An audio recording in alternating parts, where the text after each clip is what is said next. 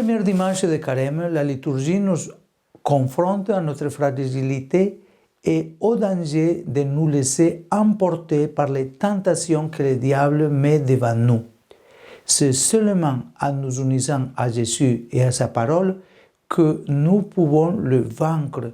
Et ainsi, en menant une vie digne, nous contribuons au bien du monde. Aujourd'hui, sous forme de pilule, résistons aux tentations en menant une vie intérieure unie au Christ, en vivant sa parole et en étant certain que Dieu nous aime immensément malgré nos défauts. L'évangile de ce premier dimanche de Carême raconte l'expérience de tentation de Jésus dans le désert. Après avoir jeûné 40 jours, Jésus est tenté 3 fois par le diable.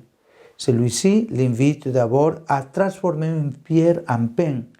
Puis, d'un eau, il lui montre le royaume de la terre et lui fait envisager de devenir un Messie puissant et glorieux.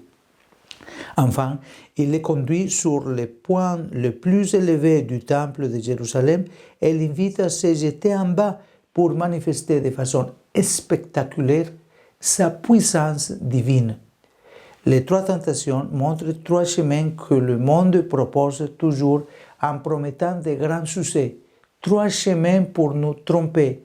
L'avidité de posséder, avoir, la gloire humaine et l'instrumentalisation de Dieu. Ce sont 3 chemins qui nous mèneront à notre perte. Le premier, le chemin de l'avidité de posséder. La logique insidieuse du diable est toujours celle-ci. Il part du besoin naturel et légitime de se nourrir, de vivre, de se réaliser, d'être heureux, pour nous posséder ou pour nous pousser à croire que tout cela est possible sans Dieu et même contre lui. Mais Jésus s'y oppose en disant, il est écrit, ce n'est pas de pain seul que vivra l'homme. En rappelant le long chemin du peuple élu à travers le désert, Jésus affirme vouloir s'abandonner avec une pleine confiance à la providence du Père, qui prend toujours soin de ses enfants. La deuxième tentation, le chemin de la gloire humaine, le diable dit, si tu te prosternes devant moi, tu auras tout cela. On peut perdre toute dignité personnelle, on peut se laisser corrompre par les idoles de l'argent, du succès et du pouvoir afin de parvenir à sa propre affirmation. Et l'on goûte l'ivresse d'une joie vide qui s'évanouit bien vite. Et cela nous conduit également à faire les paons, la vanité, mais cela s'évanouit. C'est pourquoi Jésus répond, tu adoreras le Seigneur ton Dieu et à lui seul tu rendras un culte.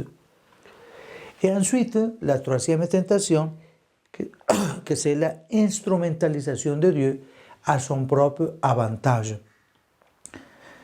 Jésus oppose à nouveau au diable qui, citant les Écritures, l'invite à provoquer un miracle éclatant de la part de Dieu. Sa ferme décision de rester humble et confiant devant son Père. Il a été dit, tu ne tenteras pas le Seigneur ton Dieu. Il repousse ainsi une tentation peut-être plus subtile, celle de vouloir mettre Dieu de notre côté, en lui demandant des grâces que, en réalité, servent et serviront à satisfaire notre orgueil. Ce sont les chemins qui nous sont présentés avec l'illusion de pouvoir ainsi obtenir le succès et le bonheur. Mais en réalité, ils sont totalement étrangers à la façon d'agir de Dieu. De fait, ils nous séparent même de Dieu parce qu'ils sont l'œuvre de Satan. Jésus, en affrontant lui-même ces épreuves, vainc à 3 reprises la tentation pour adhérer pleinement au projet du Père. Et il nous indique les remèdes, la vie intérieure, la foi en Dieu, la certitude de son amour, la certitude que Dieu nous aime immensément, qu'il est Père et qu'avec cette certitude, nous vaincrons toute tentation. Mais il y a une chose sur laquelle le Saint-Père insiste, et il attire toujours l'attention de nous tous.